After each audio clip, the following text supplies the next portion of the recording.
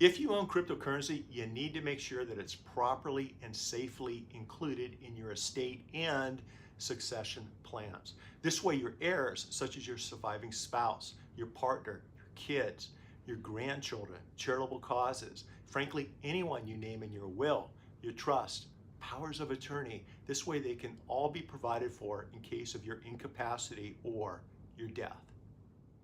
I say this because a good estate plan can reduce and in some cases even eliminate probate fees, probate costs, probate attorney's fees, and in some cases, death taxes. A good estate plan can also allow your assets, your estate, to pass quickly to your heirs as opposed to being tied up with long, protracted, and expensive litigation in the probate courts.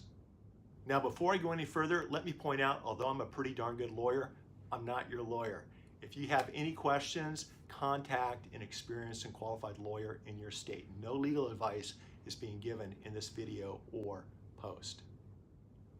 When it comes to cryptocurrency, the key is to understand everything that's involved.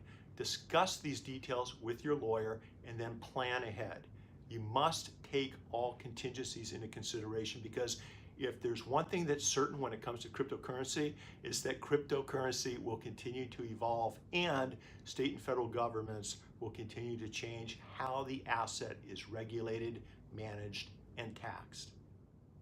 I believe the first thing you need to do is figure out what kinds of cryptocurrency you own, how much cryptocurrency you own, and while you're doing this, you also need to determine what the cryptographic public and private keys are.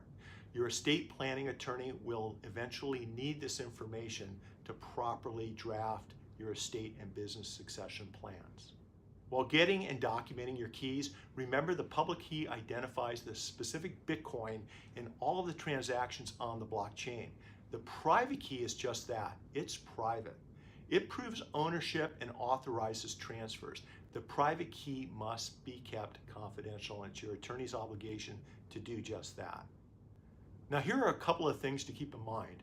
With normal assets such as savings, checking, and investment accounts, a bank or investment institution must follow a probate court's order to turn over management, control, and even ownership of those assets it holds to your heirs.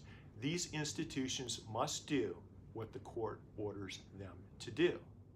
With cryptocurrency, it's a completely different game. Generally, there's no trusted or third-party fiduciary who is subject to a court's jurisdiction or order. Because of this, you need to make sure your estate plan is specific as to how your heirs can gain control and manage and even eventually own the cryptocurrency that you now own and have possession of.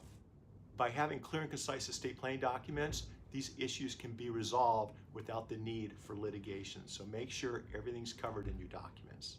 Next, understand that your cryptocurrency is probably held in online exchanges, software wallets, or even hardware wallets. And I expect these holding methods to expand and change over time. Depending on how you're holding your cryptocurrency, your estate plan needs to accommodate each and every method.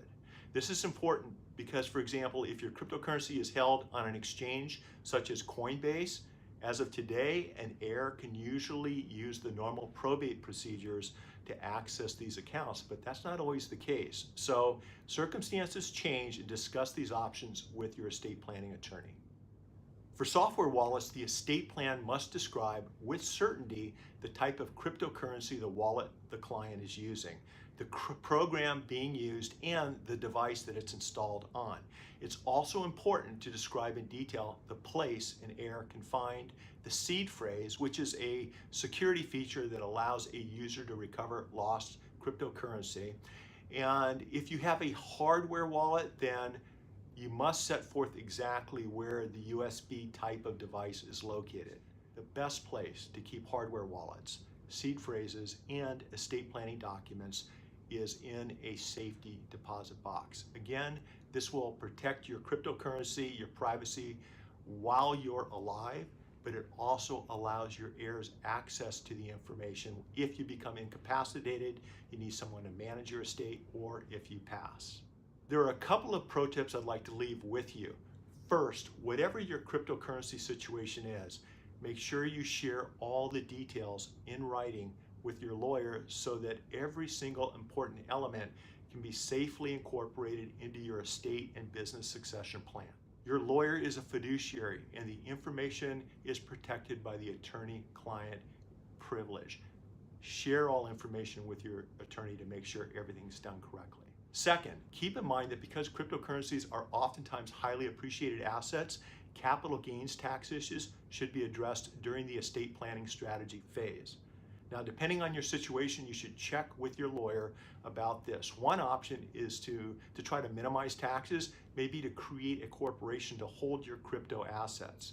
This may give you certain tax benefits and actually make it easier to pass the assets to your beneficiaries and through your business should something happen and you have business partners or investors in your company and the cryptocurrencies involved in all of the above.